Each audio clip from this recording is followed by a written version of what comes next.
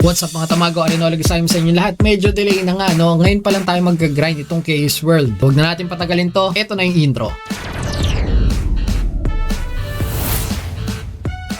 Chaos World mga tamago, naandito tayo para reviewin, tignan yung kanilang user interface. Anong kakaiba dito comparing dun sa ibang MMORPG. So as usual, skip lang natin to mga tamago. Ano lang naman to tutorial lang to Pwede bang skip ang tutorial? Wag pala, may nakukuha rito na something. Baka magamit natin dito sa loob. Equip the weapon, yung binigay sa atin. Punta lang tayo dito sa inventory. Double click lang natin. Tapos ito, use. Same lang, parehas lang din sa ibang MMORPG guys. Pero ito, mayroon na kagad tayong kalaban dito, the Abandoned Dead. Touch the attack button to attack the target. Sige nga, tignan natin. Okay, auto attack. Pindutin natin, auto attack mga tamago para hindi tayo mapagod. Just like any other MMORPG, dito naman ay may mga mission na kapag kakinlik natin, kusa na po yung pupunta doon. So pindutin natin yung move. Sunod lang tayo dito sa situational assessment. Parang yung gaming experience niya maihahalin tulad ko sa Battle Realms mga tamago, maging yung mga characters dito at movement, pati tong terrain parang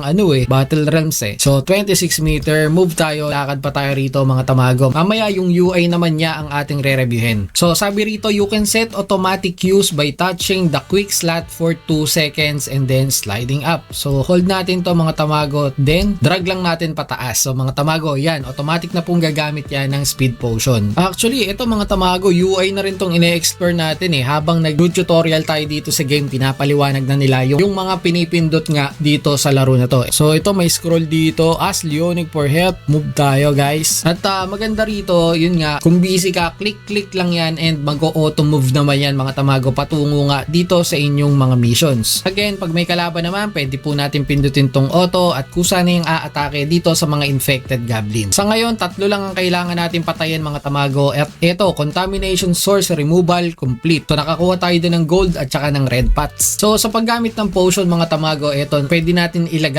kung ilang percent ba ang kailangan mabawas dun sa ating character at pag na-reach niya yung threshold na yan, automatic gagamit na yan ng sarili niyang potion. Isa rin sa mga ginagawa ko kapag ako'y naglalaro, yung mga main quest lang mga tamago, Hindi muna ako nagtitigil dun sa maraming monster tapos tsaka ako magpa-farm dun sa mga mobs, hindi po ganun. Dito muna main mission at malaki mga bigay kasi ng experience points niyan. So ngayon nagkaroon na tayo ng magic mga tamago. Ito, magic control ray active. So click natin to, lagay natin dito sa 2 and ganun ulit, hold lang natin tapos drag natin pataas para automatic na siya magkakas. So pwede na po natin tong i-close. Ngayon dahil tayo po ay mage mga tamago, nakakuha tayo dito ng book. Asa na ba yun? Touch the prophecy to confirm. Ito pala nasa lamesa, kailangan yun mismo ang i-click mo. Kaishi Village, pinapupunta yata tayo rito. Ayun, free. Move tayo doon, TP muna tayo mga tamago. So ayun, puro mga na-disease pala yung kalaban dito mga tamago. Sabi ko na magiging zombie to Second icon mga tamago, tap here to open the shop window. So ito pala yung mga pwede mong mabili rito using silver. So descent draw 0 mga tamago. View details natin yan.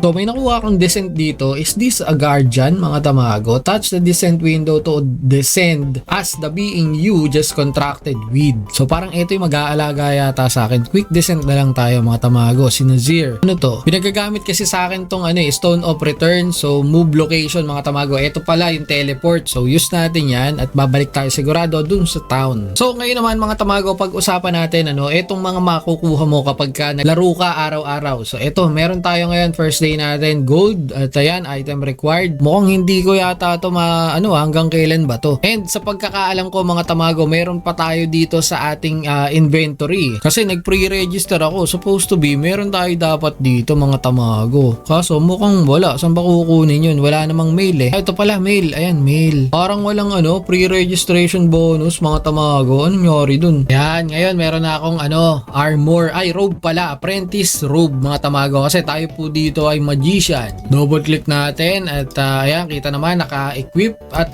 ito, upgrade lang natin mga tamago kasi meron po tayo ditong upgrade scroll. 1,000 gold ang bayad. So, I think successful naman So, close na natin to. So, habang nagpa-farm tayo dito mga tamago, explorein lang natin itong upper left corner nitong ating screen na andito yung ating mapa, yung GIF icon. Pag kinlik nyo po, yun po ang event mga tamago. Make sure lang na lagi nyo po yan i-check para po meron kayong makuhang mga reward katulad nito, attendance special 14 day 14. So receive na natin to, namatay pa ako. At ito attendance special 30 day. So receive lang natin mga gold, kailangan po yan sa game. Receive lang din natin itong CP power mga tamago. And kung gusto nyong malaman yung information regarding sa mga monster na nakakalaban nyo mga tamago, pindutin nyo po itong nasa third icon dito sa upper left corner. Andito, ayan, Goblin, Armed Goblin Warrior, nandito yung kanilang stats. Ayan, max HP, short attack, at mga magic defense mga tamago.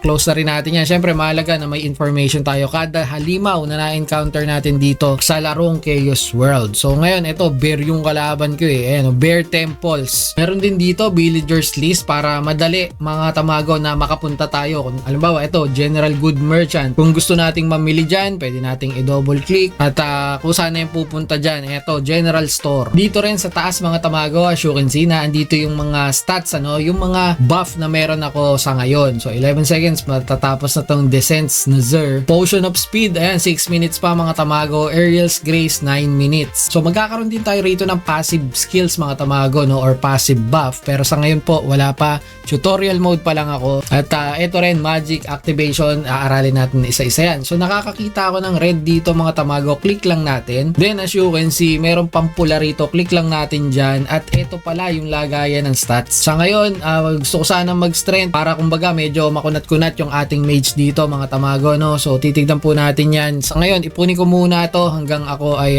mag level 5. So first impression ko dito mga tamago, okay naman ang graphics, mukhang maganda naman. Yun nga lang yung camera angle, hindi ba pwedeng i-3 dito, yung itaas, ibaba. So yun po ang aking mga aalamin pa. Baka naman merong kailangan lang pindutin para makontrol natin yung ating camera. Here we have also the chat box. Pwede kayong makipagkwentuhan dito sa mga naglalaro din ng Chaos World, pero ako hindi masyadong nakipagkwentuhan, sayang oras ko dyan. Then dito sa taas, itong first icon mga tamago, nandito pala yung mga skills din natin, nakalak pa po yung iba. Habang naglalaro tayo, maglalagay ng maraming skill na naandito. I-unlock po natin yan isa-isa. And itong pangalawa naman, naandito naman yung kanilang shop. So sa shop po mga tamago, gagawan ko po ng separate video ang kung ano mabibili natin dito, kung ano yung pinakamahalaga na gawin or pinakamahalaga na kunin dito sa shop na to. So close muna natin yan and proceed tayo dito sa pang-apat na icon. In-explore po natin yung user interface mga tamago. Dito naman makikita natin yung ating quest tab. So may mga achievement din dyan, and as usual kapag sa MMORPG natatapos mo yung quest, syempre may reward tayo dyan. Ayun, nakakuha tayo ng purple crystal na hindi ko pa alam ang tawag. Alamin din natin yan. Alamin din natin ano bang pinagkakakitaan dito, paano kikita, RMT ba, by token ba, may namimina ba tayo dyan. Tokenomics na ito mga tamago,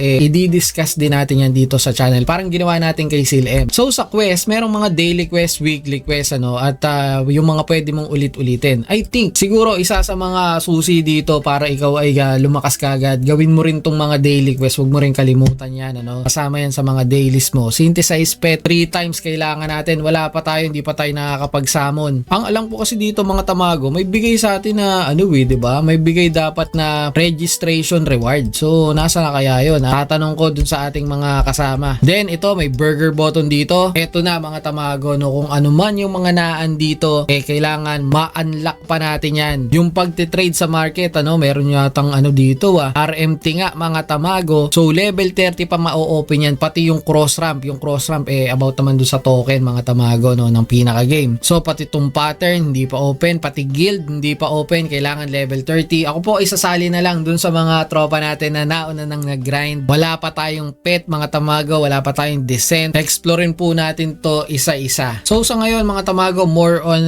exploration pa lang naman tayo dito sa mga graphics niya, user interface. Pero syempre ang gameplay naman mga tamago same pa rin, MMORPG, kailangan natin magpalakas dito, May auto battle naman, may auto mission. Hindi ko pa alam kung katulad ba sa SealM mga tamago, sunod-sunod niyang ginagawa yung mga task dito. Kasi dito it looks like kailangan pa natin pindutin bago ma-activate, bago niya gawin yung mission na kailangan nating matapos para tayo ay magkaroon ng mga XP at reward. So this is just a quick introduction regarding dito kay Chaos World mga tamago. Sa mga hindi pa po nakakalaro nito, pampatanggal inip mga tamago, pwede nyo pong subukan. Ito ay by Cross Network, Chaos World. Alamin natin sa susunod na na episode kung paano nga ba kikita rito. Alamin pa natin kung ano pa yung mga function, mga dependot na napakarami dito sa laro na to. MMORPG, ganyan talaga. At yun lang sa episode na to. Don't forget to like, subscribe, hit the notification bell at ingat kayo. Tamago out.